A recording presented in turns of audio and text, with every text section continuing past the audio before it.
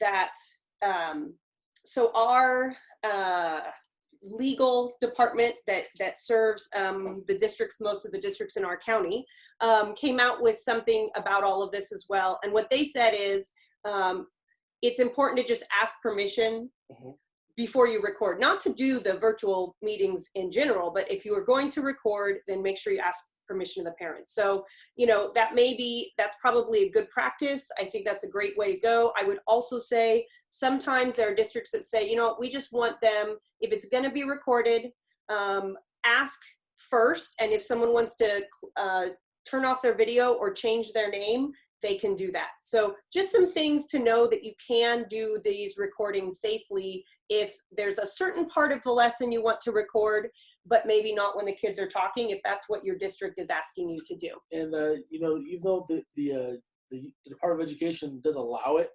that doesn't mean that your district has to let you. Correct. So they have the option to make, this is optional. If the district, for whatever reason, is like, you know what, we don't want you guys to be able to do this, they can still ban this, even though you're saying, here, look, Adam and Catherine said that it's FERPA compliant. It's still their prerogative, and you have to respect that. So I want to make sure you remember that. All right. This is some other, I think, really helpful information from the U.S. Department of Ed about photos and videos under FERPA. So I would certainly recommend, if you're interested in this topic, that you check that out also. It's very helpful.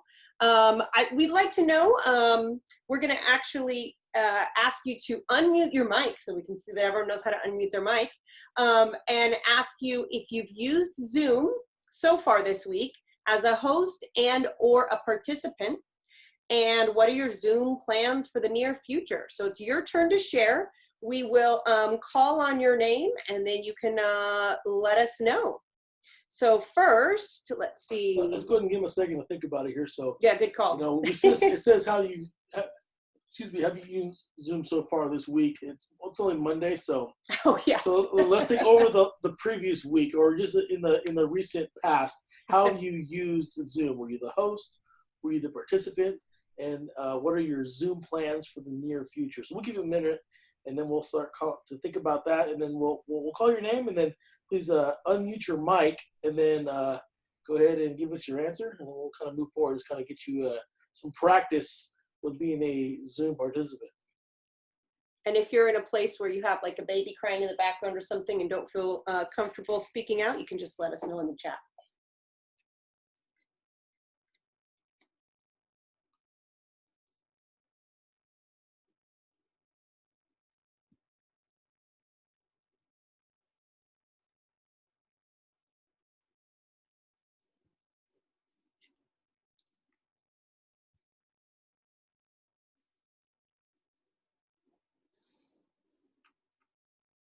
All right, we all set? Let's start with Joni. Hopefully I'm saying that right. What's your experience with Zoom lately? Well, I use Zoom quite a bit. Every day I make about a 30-minute math video, and my colleague makes a 30-minute ELA video that we post to our YouTube channel.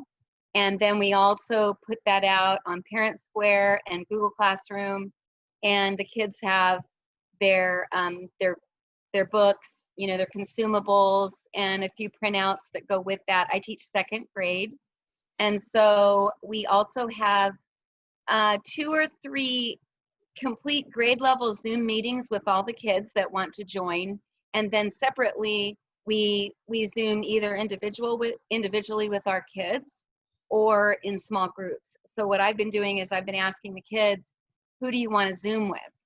And so they're more comfortable being with that small group. And so we get, that's my phone. That's my phone coming through the speaker. No real dog there. Okay, but but then the kids are more comfortable sharing when they see their friends, and we can talk about some of the things that we're learning. So I've been making videos on Zoom. I've learned how to mute myself, get my picture off the screen, share a video, you know, that I'm going to do, and pause it So during the Zoom recording, I pause it so that I'm not going, okay, now what do I do next? Hang on. So when I know that I'm going to need to work on my computer for a second before I share the screen, I pause it. And when I show them little math videos, you know, I mute myself and get my picture off the screen. So I've been doing things like that. So anything more I can learn, I'm up for it. Excellent, excellent. We're gonna do some more advanced things Wednesday and Friday as well. But we are glad you're here. I love that you're doing not just whole class, but some small groups too. That's awesome. And asking the kids who they want to collaborate with. That's great. Thank you for sharing. How about Bonnie, if you'd like to share a bit of what you've been doing with Zoom?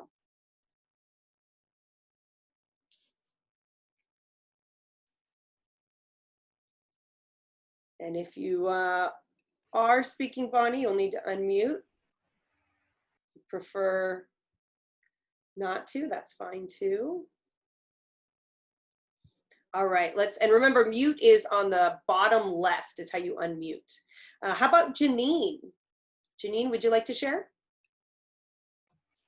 Hi guys, thanks so much for doing this. I teach first grade, and my Zoom experience so far has been, we do our teacher team meetings, and so we Zoom, so we're planning our lessons as we're doing our remote learning. I'm also our association member. I'm the secretary, so I've Zoomed with my executive board as well as my superintendent because they're trying to figure out this unknown territory and how we can best serve our kids. We, as first grade teachers, we've been using the platform Seesaw, so we're not used to Google Classroom. Sorry, that is a real dog. My husband just started the truck. I apologize. No worries. And so I just really want to know how best to serve my kids. Mm-hmm. And I love the idea of asking the kids who they want to Zoom with. I did send, Bella, stop it. I did send my kids a message via Seesaw who wants to Zoom, and I got one response out of 24 kids.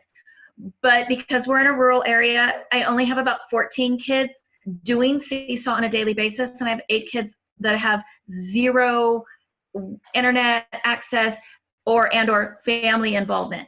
So I hope to be able to use Zoom as a fun platform that they would get on, meet with their kids, and then if we start doing virtual lessons, because we've gone to packets, and then I do, like Joni had said, I videotape myself via Seesaw on my phone, but it's only 5 minutes.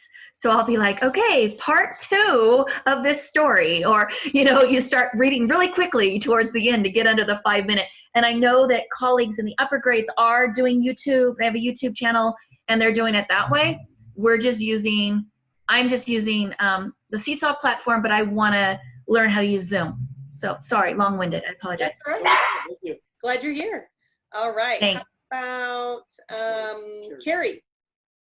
Carrie, if you'd like to share. Hi, I teach 7th grade. I've been using Zoom for whole class, for small group, for one-on-one as a host, and we've had our staff meetings, I've done IEP meetings.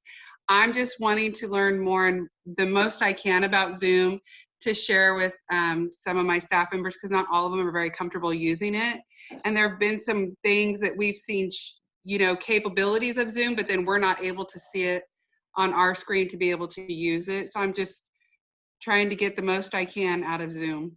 Perfect. Right, so I think some of the resources we shared can definitely be good to share with your staff to kind of get them, like these slides here for this presentation.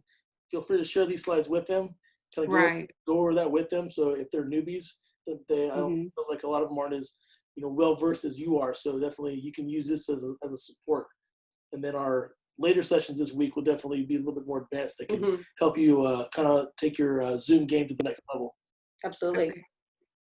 All right. Thank you for sharing. Kay Blattner, not sure if I'm saying that correctly. Yeah, my name is Christy. Perfect.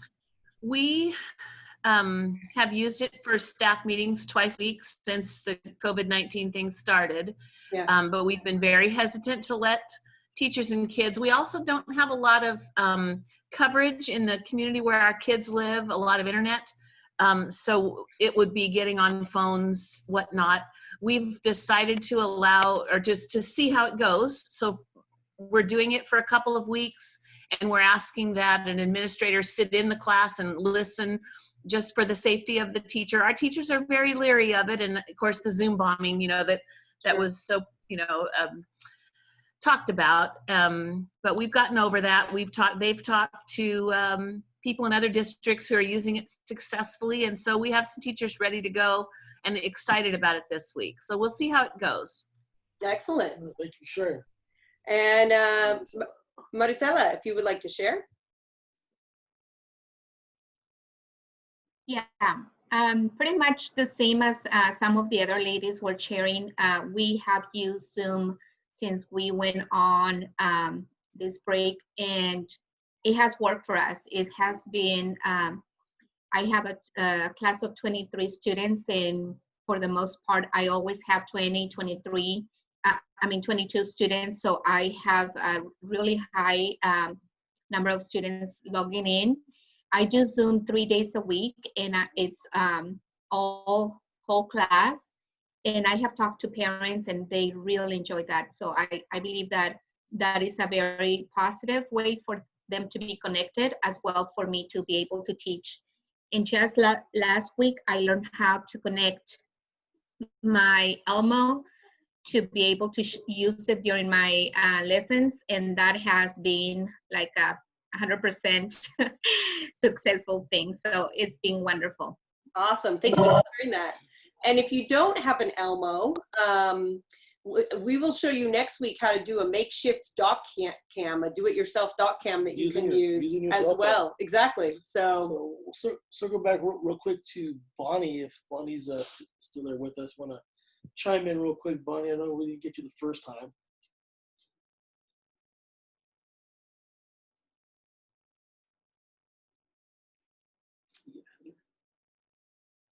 Oh, no. How about Heather? Heather, want to join in?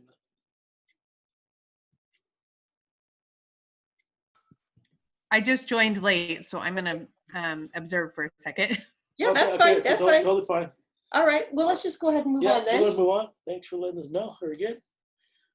All right. So Catherine and I both have developed some videos that show you how to do exactly everything we're going to show right now. We can actually, one of the videos is actually on a future slide. And then I can also drop a link to my video that shows you pretty much in 90 seconds how to sign up for Zoom for the first time and schedule for your meeting. You can get that all done within 90 seconds. It's just a few clicks of the mouse and you can be up and running. It's actually very simple. It's not as complicated as you would think it is. So for the most part, you'd start off by going to the Zoom website, zoom.us. And the first timers, you would go click sign up for free. It's going to ask you to verify your age, so you have to put your birthday. So you put that in, and then to create your account, there's an option to sign up with Google or sign up with Microsoft or whatever your email. Or Yahoo, I believe is a third option. So you can actually type in your email address, or if you're using Google or Microsoft or Yahoo, you just click sign up with one of those. And it expedites the process very, very quickly. And once you've clicked sign in, you've given permission to allow connection to your account. It's going to open up. You're going to see this page right here, where it starts off with your meetings, and you're going to see as it circles right there, schedule a new meeting. That's where you're going to click first. All right. And you can see my scheduled meetings show right here. So if you've got some already, the first time you won't see anything yet. But yeah. Correct. So some security features. Registration, probably you won't be using registration. This is something that I use a lot. I use for office hours for our entire county because I don't know everyone's name. There's over, there's, gosh, I don't know how many teachers. We have over 200 schools, so I don't know everyone's name. So, but for you, if you're doing that with students, you know your students' names. If they enter the waiting room, you'll know whether to admit them or not. If it's a name you don't recognize, you can send them a message in the chat just to the waiting room and say, please say your name. And then you will know if you could let them enter or not. Down here, require meeting passwords, something that just happened Friday. Zoom is really trying to up their security game. And so in doing that, if you have the free version of Zoom, a meeting password will be automatically set for you. Whereas in the past, it was not a default. So just something that's important, that which is actually pretty helpful, can be helpful. Yeah, so on this right now, where you see the little checkbox right here next to require a meeting password, right now, if you go to it right now, it's already going to be checked, and they won't let you uncheck it. And it'll generate a password like right here for you that you can customize if you want. You can make that password whatever you want, but you cannot turn off the password. You have to have one now. We made these slides last week, and it's already changed on us. So they're updating things constantly. Bonnie's asking about changing the background on a Mac. I know that you've done that quite a bit. We haven't had issues. You may just need to Is to download make sure on your Mac you have the desktop client. So if you just do a quick Google search, if you type Zoom desktop client for Mac, it'll take you right to it. You download it, and then the same way that you do it on your phone, it'll work. Okay, so that should work hopefully. If there's another question you had, Bonnie, let us know. I think what's really helpful, I would not have students join before you, so I would make sure that's not checked. I like to mute participants upon entry. Enabling the waiting room is very helpful, especially for security purposes. I would not recommend recording the meeting automatically unless you wanted to do that for some reason. You can have other people be hosts with you, which can be helpful if you have a really large meeting with lots of people and you want someone to help you with that. Working with a co-teacher, a lot of times there's co-teaching models with SPED teachers and general ed teachers. That definitely could be something that could be useful. Absolutely. Now, what I really like is when you schedule, the question is it safer to, back here, generate the meeting ID automatically or use the personal meeting ID? I've heard that, if you're working with if you're a single subject, if you're a multiple subject teacher with the same group of kids, all the time, I'd say use your personal meeting ID. But if you're working with a much larger number, you may want to, I would suggest. I like to just do it automatically because I feel like that's a little bit more. Students for the most part aren't going to be using that ID to join anyways. Right. It's just another way to join. If you know what the ID is, you can join by ID, as long as they know what time it is. But then people know it's out there though. So I kind of like the generate automatically, like for an extra safeguard. Yeah. It depends on your situation. Yeah. All right. So, what I really like is, thanks for that question. Once you create your meeting, you can copy the invitation right here and send it to someone, but I really like that you can add it to your calendar automatically. And so whether you're using Google, Outlook, or Yahoo, that's something that's really helpful. And when you copy that invitation that you see there, if you're using Seesaw, Google Classroom, or some other LMS, you can just paste that right into your class with whatever system you're using. Absolutely. So, all right. So as far as once you have a scheduled meeting, once you log in again, zoom.us, and you click, you would just go to your meetings right here, and you're going to click start. That will, of course, open up that, if you've got that desktop client, which we recommend, that app, which it'll prompt you to do the first time that you go to zoom.us. So when you start your meeting as the host, what's going to happen is that it's going to then, it'll prompt you to click on the app, and then it kicks you over to the app, and you won't be looking at it on the web browser anymore. Right. One thing I did want to let you guys know is if you do schedule the meeting, you add it to your calendar, so to speak, your Google, Outlook, whatever it is. You will have the link here, but when you click that link as the host, you have to sign in with the email address you used to create the meeting. Otherwise, it won't see that you're the host. It's going to think that you're a participant. So right. To the next slide, we'll show that. So when you join via the calendar invite, you're the host, you're going to see this. The attendees will, if you set the waiting room, we're going to see the waiting room. You will see this, and then you have to click sign in You click there, and then you sign in with that same, like you said, the same account that you created your account with, and then that will give you the host privileges. Yep. All right. So this is a video that walks you through how to set up Zoom with the privacy settings for students. So it's been very well received. I created it for some administrators and teachers that were looking for something like this. So feel free to share this with your colleagues if you'd like, and it just walks you through step by step. We already actually talked about that. We did want to talk about the difference between the free and paid versions of Zoom.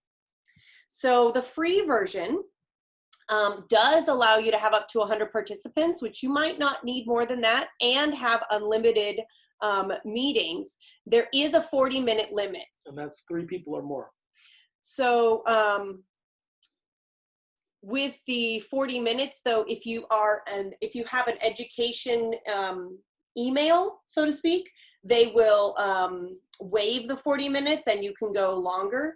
So if you're using like your personal Gmail or Yahoo, won't work. It won't work. But if, Right. if it's at a recognized, .org, or it has your district's domain in it, they will recognize that, and then you won't have to worry about any limits on your For the time. Yeah. That is the only thing that Zoom is allowing educators to have with that free version without paying, is the time limit is lifted. There's nothing else that they are providing at this point. So again, that basic will have that 40-minute time limit if you're with at least 3 people in there. So looking a little closer, you still have great video and voice. So the audio and visual is still great. You're still going to be able to see the full screen and the gallery, share screens simultaneously. You get to have that virtual background, which a lot of people like, so that everyone doesn't see your house. And you still have the waiting room, which is great for safety. Also, other things that you still will have is that personal room or meeting ID, that desktop sharing. Lots of other great stuff. You could still record locally onto your computer. And you also have the private and group chat. So there's a lot that you still have with this free version. You also have breakout rooms. If you haven't done breakout rooms, those are really cool. And we're gonna do that on Wednesday. So you'll get to experience breakout rooms and learn about how you can set them up yourself as well. Okay, and you can annotate on a shared screen and whiteboard, which is kind of cool too. That's something we'll talk about in the future as well. All right, so as far as the upgrade options, you'll see here's one of the options, the $14.99 a month. And so there are some, like a sign scheduler. There's cloud recording. So rather than recording onto your desktop, it would record onto the cloud. And certainly you can have a meeting up to 24 hours. So you can't leave it open longer than 24 hours, but I don't think you'll be needing to have a Zoom meeting go more than 24 hours. I think you'll be okay. So we are just about up to 4:45, which is as long as this was scheduled to go, but we can certainly stay and answer questions and such as well. I know that many of you already had, most of you had some experience with Zoom, and so we look forward to Wednesday when we'll do some other things, such as just support for students. What does that look like? How can we really make sure that these Zoom calls are helping our students and that we're maximizing this tool? Tips for hosting a meeting for those that haven't done that yet. Some of the screen sharing, the whiteboards like we talked about, the breakout rooms, all sorts of things. So those are some of the things that we'll be working on Wednesday.